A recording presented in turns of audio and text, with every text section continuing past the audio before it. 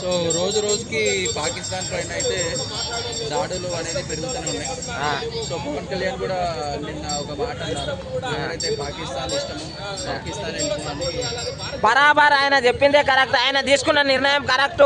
ఏమిటంటే పాకిస్తాన్కి వెళ్ళి మన దేశంలో వచ్చి బతకనికి వచ్చి వాళ్ళు 2-3 పెళ్ళిళ్ళు చేసుకొని ఒక 5-6 మందిని 10 మందిని అట్లా, కానీ వాళ్ళు జనాభాని పెంచి పోషిస్తుంటే 200 మంది పాత బస్తీలో ఉంటే ఇంకా దేశంలో ప్రతి ఒక్క రాష్ట్రాలలో కలుపుకుంటే ఎంత జనాభా ఉండొచ్చు ఒకసారి ఆలోచన చేయండి. శత్రువు పక్కనే ఉంటే మన లోపల ఉన్న లోపాలు మొత్తం వాళ్ళకి తెలిసిపోతున్నాయి. వాళ్ళు అందుకే ఈరోజు అటాకులు చేస్తున్నారు. అక్కడ నుంచి పిల్లల్ని చేసుకునే కొడుకులను కూడా చెప్తున్నారు. ఎందుకు చేసుకుంటారు రాబాయ్ మీరు?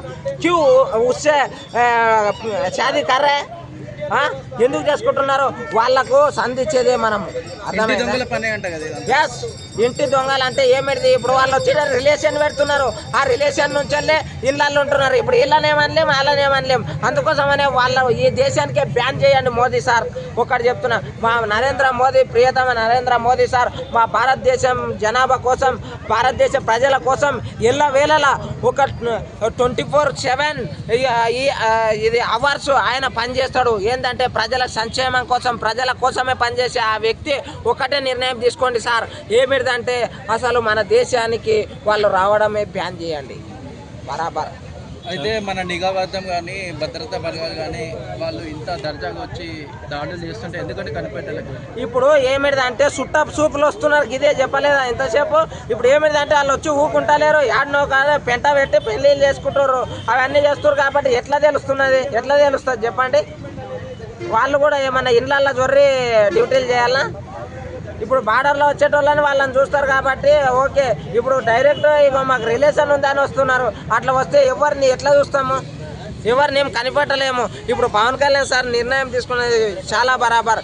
ఇప్పుడు ఎక్కడ ఈ దేశంలో ఏడ ఉన్నా కానీ పాకిస్తాన్ పోయిన తర్వాత ఇక్కడ రావడానికి అసలు వీల్లేదు, అసలు రావద్దు. అరే ఒక పెళ్లి చేసుకొని ఒక వారం కూడా కాలేదు, అటువంటి ఆయనని పాపం చంపేస్తే ఆమెకు దిక్కేవారు. ఒక తల్లిదండ్రులు ఎంత బాధపడతారు అక్కడ పోయి చనిపోయిన వాళ్ళది. ఒకసారి ఆలోచన చేయండి. ఎప్పుడయ్యా ఈ సమాజం కళ్ళు తెరిచేది? ప్రతి ఒక్కరు ఒక కులాలు మతాలు ఇవి కాదు మనకు కావాల్సింది, దేశభక్తి. వేరే దేశాలలో అదే చైనీస్ కంట్రీలో పోయి వాళ్ళ దేశాన్ని వాళ్ళ రాజ్యాంగాన్ని ఇట్లా తిట్టుర్రి, ఏం లేదు కోసి కారం పెడతారు. అలాంటిది మన దేశం మాత్రం ఇటు చైనా అదేవిధంగా టర్కీ ఆ 2 దేశాలు కూడా వాళ్ళ ఆయుధాలని పంపిస్తుంది డైరెక్ట్ గా. మేము పాకిస్తాన్ కి సపోర్ట్ చేస్తున్నాం. ఎవరు? చైనా ఇంకా టర్కీ వాళ్ళది అంతే. ఇప్పుడు ఏమైందంటే దొంగలు ఏం చేస్తారంటే చిన్న దొంగలని ముందుకు దోస్తారు, వెనక నుంచి వస్తారు. ఎన్ని దొంగలు ఎవరు వచ్చినా కానీ ఇది హిందూ గడ్డ, హిందుస్థాన్. హిందుస్థాన్ మే కోయి గుజరానే కా సుస్సు ఆతాయ్. ఏమనుకున్నారు? ఎవరు రానికే? ఎవడు వచ్చేదేడికి? యా కొడుకేడికి వచ్చేది అంటున్నా.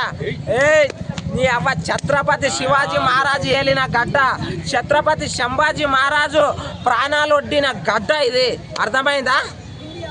ఈ గడ్డల మా భారతీయుల మీద అటాక్ జరిగితే మేము ఊకుంటలేము. అర్థమైందా? మా పేరుకి వస్తే లేపేస్తాం. మా మోడీ సార్ నీళ్లు బంద్ చేసిండు. ఈరోజు నీళ్లు బంద్ చేస్తాం బరాబర్. ఆ నీళ్లు మాయిరారే పాకిస్తాన్ కొడుకుల. పాకిస్తాన్ ఏవైతే సింధు జలాల్ని మూసివేయడం జరిగింది, అక్కడ ఉన్న ప్రజలు కూడా పాకిస్తాన్ ప్రభుత్వం పైన తిరుగుబాటు చేయడం జరిగింది. ఎస్, చేయాలి. చేసినప్పుడే బుద్ధి తెలివి జ్ఞానం వస్తుంది. ఇప్పుడు ఏంటంటే తిండికి మారినప్పుడే తిండి విలువ తెలుస్తుంది. ఇప్పుడు మనకు బిర్యానీలు పక్కనే ఎన్ని ఉన్నాయనుకో, మనం తినుకుంటూ ఉన్నప్పుడు కడుపు నిండుతుంది, అప్పుడు ఆకలి విలువ మనకు తెలియదు. అదే బిర్యానీ కానీ అన్నం కానీ యాది లేకుండా ఒక ఎడారిలో పడ్డప్పుడు అప్పుడు ఆకలి విలువ తెలుస్తుంది. అర్థమైందా? ఆకలి విలువ తెలియాలి బరాబర్. తెలిసిన తర్వాత కాళ్ళు పట్టుకోవాలి, అప్పుడు అడుక్కోవాలి.